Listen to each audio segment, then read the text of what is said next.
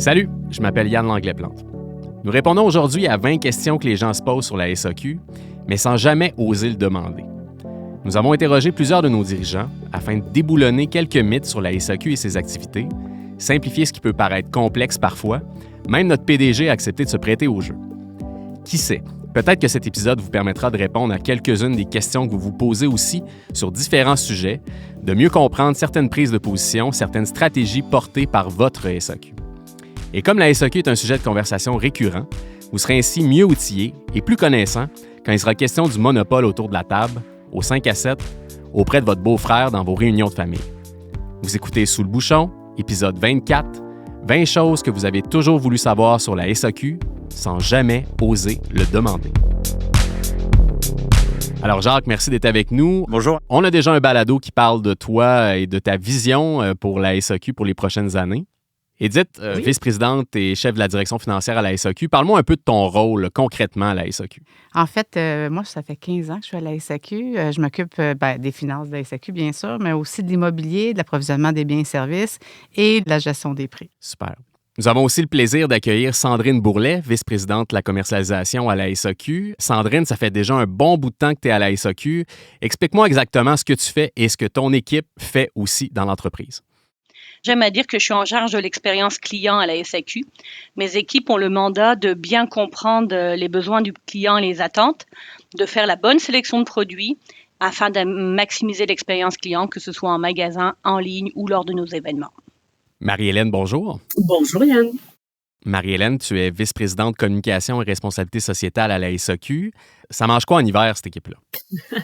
L'équipe de communication est d'abord en charge de justement s'assurer de communiquer et de bien expliquer la vision de la SAQ, ses actions, ses décisions auprès de toutes les parties prenantes de la SAQ. Alors, d'abord auprès de nos employés et puis auprès de l'externe, des médias, donc des citoyens du Québec et de nos partenaires d'affaires, évidemment.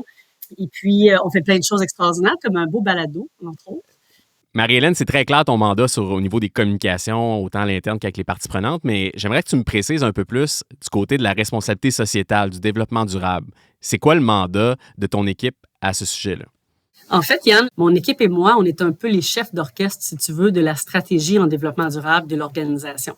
Donc, c'est notre responsabilité de développer la stratégie, développer le plan d'action de la SAQ pour s'assurer que, comme organisation, on minimise notre impact sur l'environnement et on maximise notre impact positif sur la société québécoise.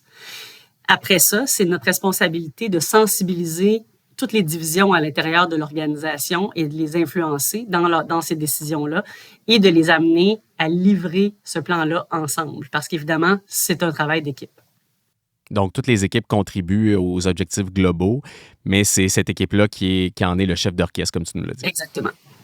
Parfait. Alors, on va s'amuser un peu. Sandrine, je vais vers toi. Est-ce que c'est vrai que parmi les bouteilles qui sont sur les tablettes, la majorité sont en verre allégé? Effectivement, Yann, plus de 80% des vins de 25 $ et moins qui sont commercialisés à la SAQ sont en verre allégé. Et ça, c'est un grand pourcentage des ventes totales de la SAQ. La SAQ, on le sait, avec notre statut et notre importance dans les achats de vins mondiaux, on a le pouvoir et on a surtout le rôle d'influence auprès de nos producteurs pour faire changer la donne et notamment en termes de poids des bouteilles. Au quotidien, chacune des équipes de la commercialisation, des acheteurs de la SAQ ont des discussions avec nos fournisseurs pour les amener vers ce changement-là sur l'environnement. C'est une démarche qu'on a entreprise il y a quelques années déjà et qui continue à porter fruit. Et on va même s'adresser bientôt sur les bouteilles de champagne, de bulles et de spiritueux.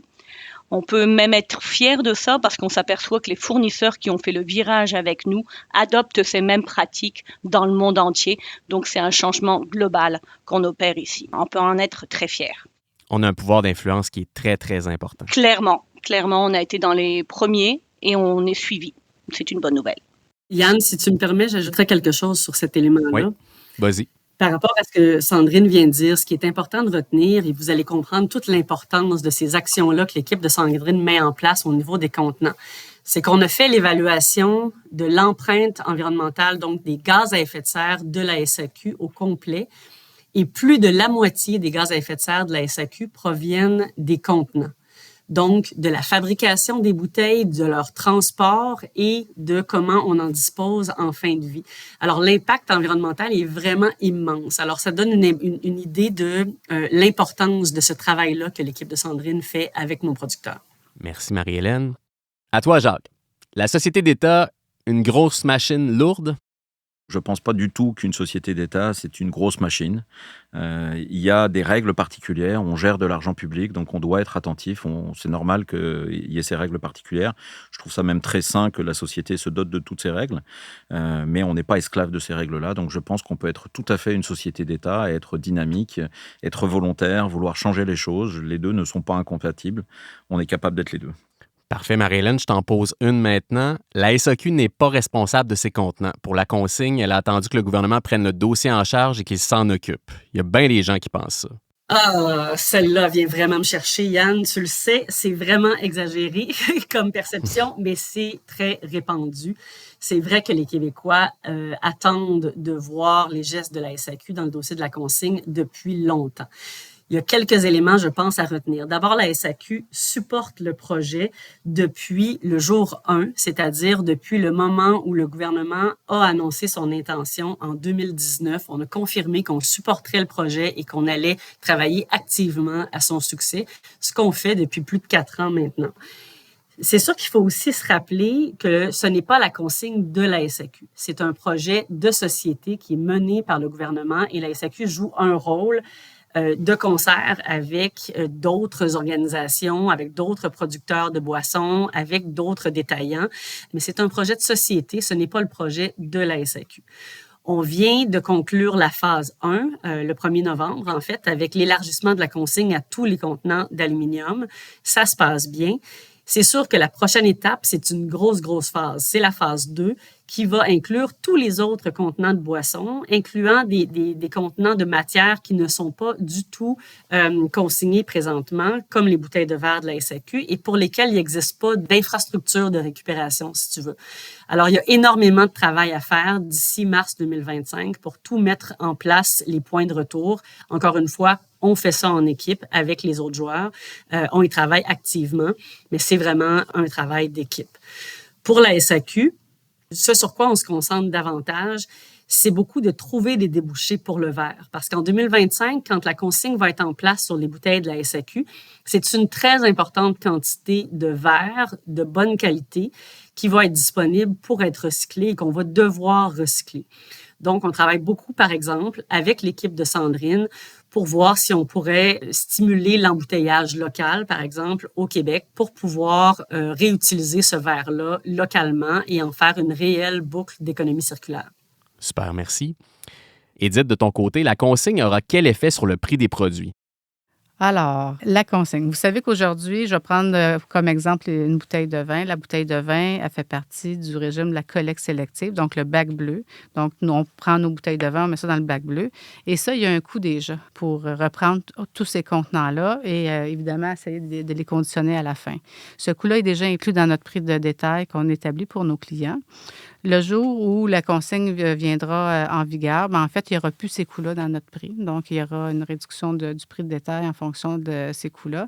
Et la consigne qui va arriver, la consigne par nature, elle est remboursable. Alors oui, il va y avoir un coût qui va s'ajouter sur la facture au niveau de la consigne, mais le client pourra aller, lorsqu'il reportera son contenant, évidemment, va être remboursé. Donc ça, c'est le gros changement jour 1.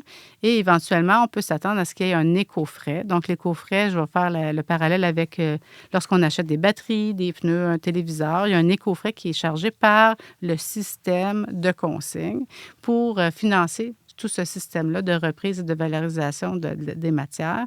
Donc, on peut s'attendre à avoir un éco-frais éventuellement qui s'ajoute au prix du produit de la SAQ, mais qui n'est pas à la SAQ, mais qui va évidemment être là pour remettre à l'organisme pour financer ses activités. Et on n'a pas ces coûts-là encore. Ce n'est pas du tout déterminé, mais on s'attend à ce que ça soit moindre, on l'espère, que c'était au niveau de la collecte sélective. Je me tourne vers Sandrine. Une autre question pour toi. Les vins de prestige doivent être dans des bouteilles lourdes parce qu'ils sont de meilleure qualité. Ça, je l'ai déjà entendu souvent, ça. Sandrine. Clairement, moi aussi, mais C'est un mythe, là, Yann. Le verre est un matériau inerte, là, ça n'a aucun impact sur la qualité du vin. Ce qui est important, c'est le jus et le produit à la base. Et c'est pas parce qu'un contenant est pesant que le produit est meilleur, c'est clairement une perception que nos fournisseurs et nos producteurs entretiennent, mais je peux te dire que le client au Québec n'est pas dupe et juge de moins en moins la qualité d'un produit au poids de la bouteille, d'autant plus que le choix environnemental est souvent de plus en plus important pour nos clients. Marie-Hélène, tu avais quelque chose à rajouter sur cette question-là?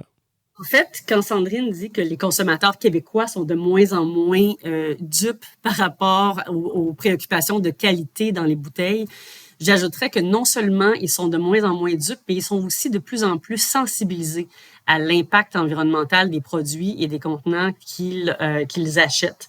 Alors, ça vaut vraiment la peine d'opter pour ces contenants qui sont plus éco-responsables et le consommateur et le client de la SAQ est rendu là.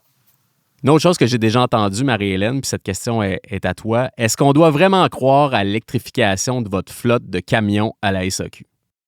Absolument. En fait, c'est définitivement déjà en cours. Dans notre plan stratégique et dans notre plan d'action en développement durable, on s'est doté d'une ambition très importante qui est celle d'atteindre 0 émission de gaz à effet de serre de nos émissions directes d'ici 2040. Et dans nos émissions directes, mais il y a évidemment toutes nos émissions qui viennent de notre parc de véhicules. Et donc, on travaille activement à ça. On a, cette année, fait différents essais de véhicules.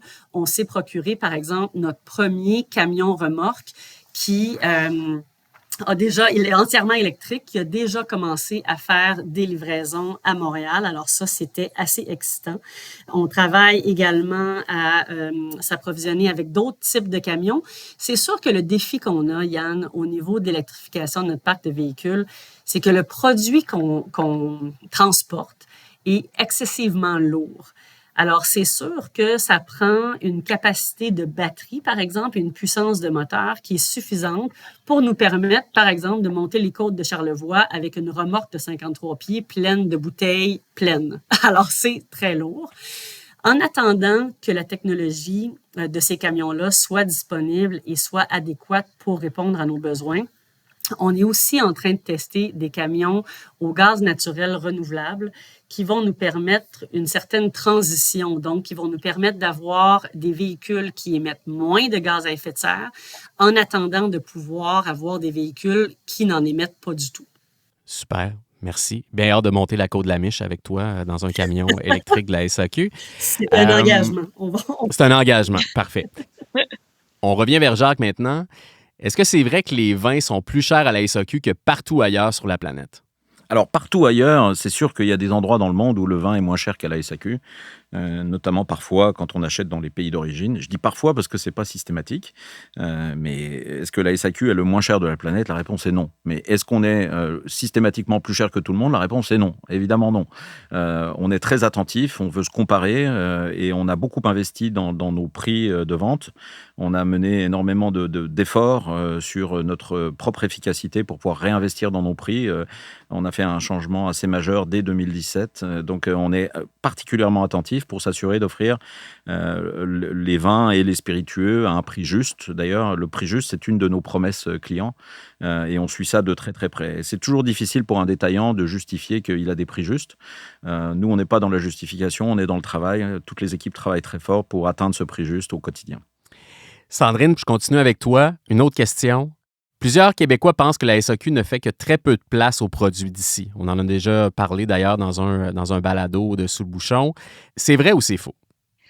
C'est faux. Savais-tu, Yann, que ça fait près de 20 ans que la SAQ est proche des producteurs de vin et des cidres du Québec, et plus récemment, depuis que l'industrie des spiritueux du Québec s'est développée, de notre industrie. Donc, on est là pour les soutenir, on est là pour les promouvoir, pour éduquer nos clients, mais aussi nos conseillers sur l'ensemble de la variété de produits puis de la qualité de produits qu'on a au Québec. Donc, on leur donne une place de choix en magasin, tu le sais. Hein, vous pouvez trouver, par exemple, les identifiants comme Origine Québec en magasin. On les met en ligne sur le site saq.com avec la section Espace Québec. Donc, c'est clair que pour nous, c'est une de nos priorités. On soutient soutient notre industrie à la fois dans toutes les communications, l'éducation, le contenu. Je vous inviterai aussi, si vous n'avez jamais vu, c'est les portraits des vignerons qu'on met de l'avant ou des producteurs ou des distilleries. Donc pour nous, c'est un élément important, c'est une fierté. Et d'ailleurs, on les accompagne aussi, quand je parle d'industrie, dans l'élaboration de leurs produits, la qualité des produits, avec toutes les équipes de la SAQ, autant du laboratoire qu'à la commercialisation. Puis Marie-Hélène, là-dessus, tu avais quelque chose à rajouter, je pense? Mais ce qui est intéressant avec les produits locaux, en fait, c'est que ça répond à la fois à une demande client. Donc, les Québécois sont friands de ces produits-là parce que ce sont de bons produits de qualité. Mais en plus, ça répond à des axes importants de notre plan au niveau du développement durable. Parce qu'évidemment, l'approvisionnement local, c'est à la fois une contribution économique en supportant une industrie qui est importante et pour lesquelles beaucoup de Québécois travaillent. C'est un soutien social parce que ces gens-là jouent un rôle dans toutes les différentes communautés au Québec.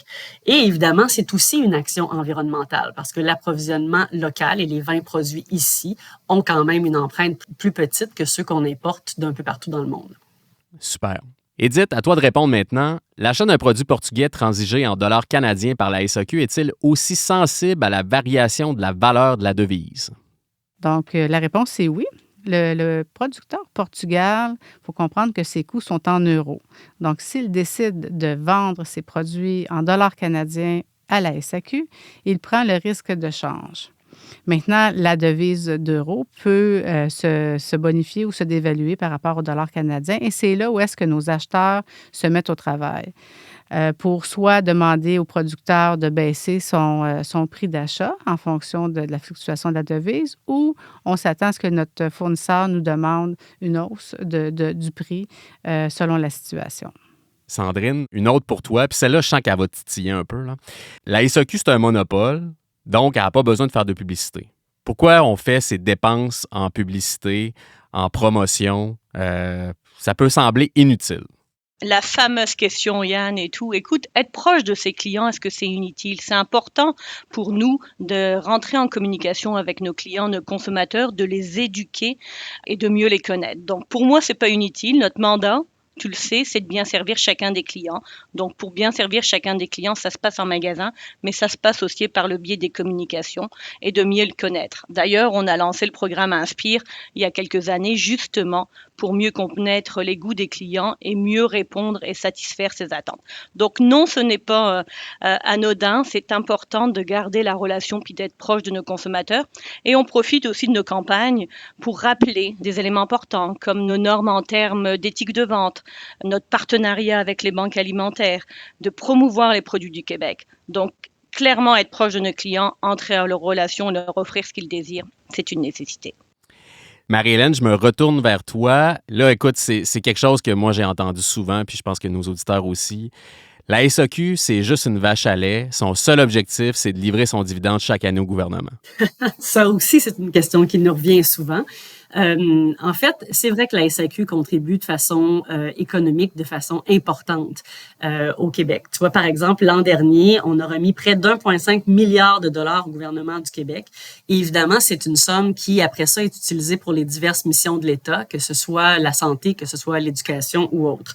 Mais je pense qu'il faut être fier collectivement de cette contribution-là. On n'est pas un commerce de détail comme les autres. On est un commerce de détail où les profits ne retournent pas dans les poches d'intérêts privés, mais bien retournent à tous les Québécois. Et je pense que ça, c'est un avantage pour notre société au complet. Bien sûr, on n'est pas que ça. Alors, dans ta question, quand tu me disais la SAQ, ce n'est qu'une vache à lait, bien, on a une belle contribution économique, mais on est d'abord et avant tout un commerce de détail qui est très apprécié des Québécois avec une expérience client qui se démarque par rapport à d'autres commerces.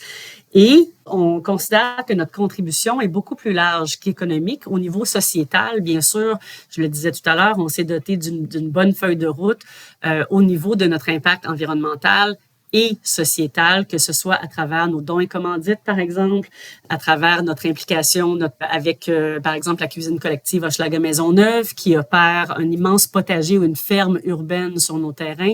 Donc, on est plus que juste une contribution économique. Je pense qu'on contribue au Québec de façon significative au niveau social et au niveau environnemental également.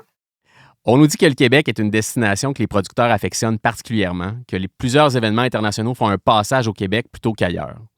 Effectivement, les producteurs aiment nous visiter, échanger avec le consommateur québécois et nos caissiers en succursale. Pourquoi ils nous le disent? C'est qu'on a une clientèle, on a des gens au Québec qui sont passionnés par l'univers des vins et spiritueux, une clientèle qui a été éduquée à travers le temps avec l'ensemble de l'écosystème. Donc, ils adorent venir ici et on a un vaste choix. On a un vaste choix de produits aussi à travers le monde. Donc, c'est ça qui fait notre particularité en termes de consommateurs et c'est pourquoi les producteurs français, italiens ou de partout à travers la planète aiment venir échanger en magasin ou même créer des événements. On a eu la chance dernièrement de créer plusieurs événements avec l'Union des Grands Crus de Chablis, on en aura d'autres avec Bordeaux. Bref, c'est un rendez-vous et ça permet de partager la passion entre les consommateurs québécois et nos producteurs. Donc, le goût de partager, on y revient toujours, hein? Toujours. C'est ça notre essence. Monsieur le PDG, est-ce que c'est vrai que les Français sont tous de grands connaisseurs de vin? Alors la réponse est non. La réponse est non. L'accent ne fait pas la connaissance du vin. Par contre, parfois, les Français ont tendance à s'exprimer de manière plus directe, plus, je dirais, affirmative sur leur connaissance. Mais souvent, quand on gratte, on se rend compte que on connaît pas forcément plus ça que les autres. Et moi, je le vois beaucoup au Québec, et c'est ce qui fait aussi la force du Québec, c'est que les Québécois connaissent très bien le vin et sont encore très curieux. En France, souvent, quand on en connaît un petit peu, on se dit c'est bon, on a fait le tour du sujet, on ne va pas chercher plus loin. Je trouve que les Québécois, à l'inverse, ce sont des gens qui sont extrêmement curieux tout en étant extrêmement connaissants. Et ça, c'est une chance incroyable pour nous, la SAQ, parce que on a un terrain très intéressant à travailler. Mais c'est aussi une chance parce que quand les producteurs de partout sur la planète viennent à la rencontre des consommateurs québécois, ils tombent en amour avec les consommateurs québécois. Et ça nous aide, nous, ensuite, pour être capables d'amener leur vin, parfois de négocier un peu les prix d'achat. Donc, c'est vraiment... Non, je ne pense pas que les Français soient les plus connaisseurs dans le vin. Sandrine, une autre question pour toi. La SAQ distribue des vins embouteillés ici. On dit que ces produits sont de mauvaise qualité. Vrai ou faux? Sincèrement, là, c'est vraiment un mythe qui est bien ancré ici, mais c'est complètement faux encore. Oui, puis on sent que ça t'irrite un peu. Ah oui, aussi, là, c'est un petit peu comme Marie-Hélène tantôt, là. C'est pas le verre ou c'est pas le moyen d'embouteillage qui altère la qualité du produit. Si le produit est bon, on est capable d'avoir une qualité au rendez-vous pour tous ces produits. Puis d'ailleurs, vous pouvez les retrouver en magasin parce que, comme l'a dit Marie-Hélène, on veut développer cette catégorie de produits-là avec le pictogramme embouteillé au Québec. Mais je peux te rassurer sur la qualité. Les embouteilleurs québécois transigent avec des fournisseurs de renommée, de réputation. Les normes, les processus de transport et d'embouteillage sont très rigoureux et les vins de qualité. En plus, au risque de briser un autre mythe, tu sais que tous les vins du château ne sont pas forcément embouteillés au château, là. Mais déjà en Europe aussi, ça traverse aussi. Parfois, ça prend quelques distances et tout. Donc non, les vins embouteillés, si le jus est bon, il sera bon à destination, c'est une bonne qualité. Et comme le disait Marie-Hélène, c'est bon pour peut-être le projet de la consigne, mais c'est aussi bon pour l'empreinte écologique parce que clairement, les gains en empreinte carbone sont significatifs. Parfait. Un autre mythe de déboulonner, Sandrine, merci. Alors, celle-ci est pour la vice-présidente finance. Édith, est-ce que c'est vrai que la SAQ exige le meilleur prix canadien auprès de tous ses fournisseurs? Oui, tout à fait vrai. En fait, c'est le prix d'achat. Le meilleur prix d'achat, c'est inclus dans notre politique d'achat et mise en marché.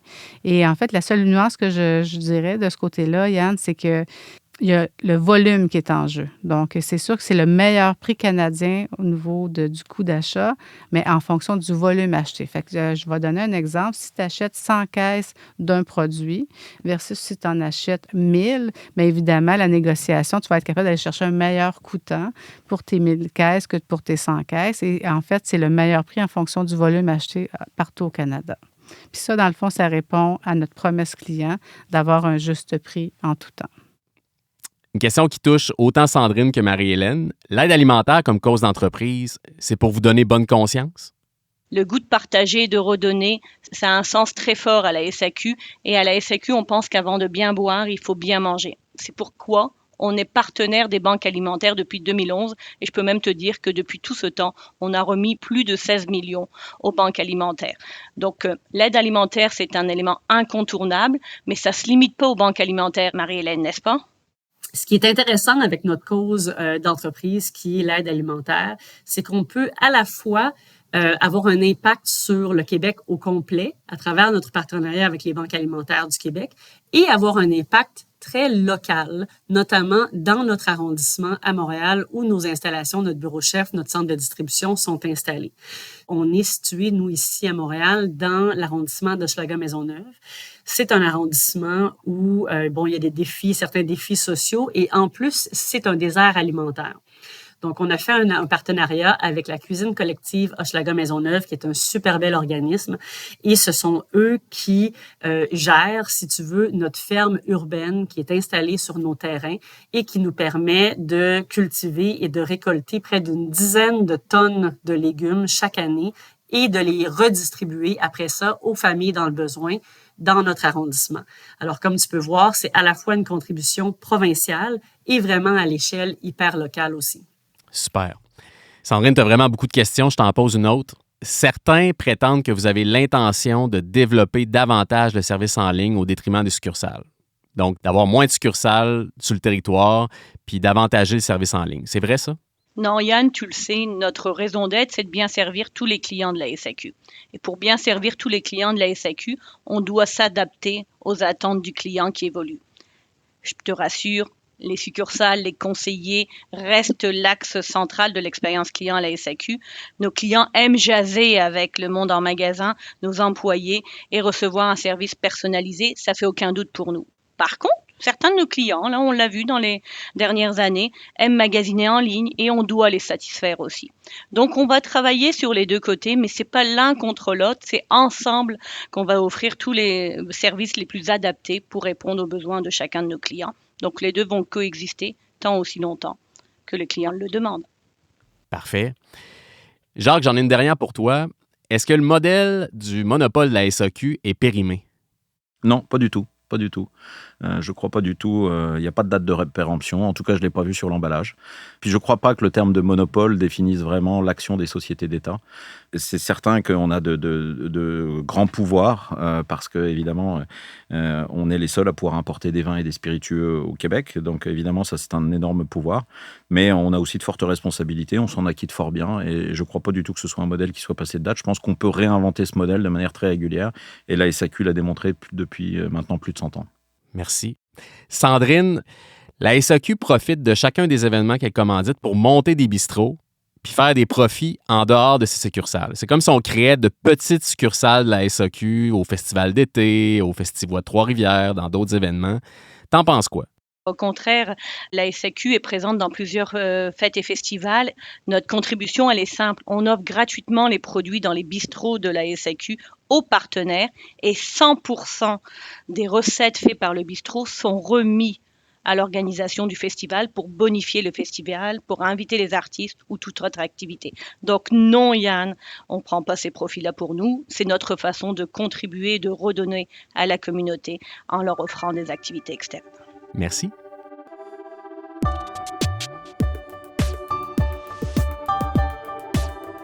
Nous espérons que les réponses fournies aujourd'hui aux questions que vous vous posez assurément sur nos activités vous permettent de mieux comprendre ce que nous faisons, vous donnent le goût d'en savoir plus sur nos activités, de mieux connaître votre société d'État, et ce, au-delà des perceptions, des rumeurs ou encore des a priori qui circulent parfois à son sujet. Je veux remercier Jacques, Édith, Marie-Hélène et Sandrine pour leur participation. Pour plonger plus en profondeur sur certains thèmes, comme les prix, les produits du Québec ou encore la responsabilité sociétale de la SAQ, écoutez nos balados disponibles sur votre plateforme préférée ou visitez encore le SAQ.com. Il y a plein d'informations, de textes, d'articles qui vous permettront d'en savoir davantage. Merci pour votre attention et à bientôt.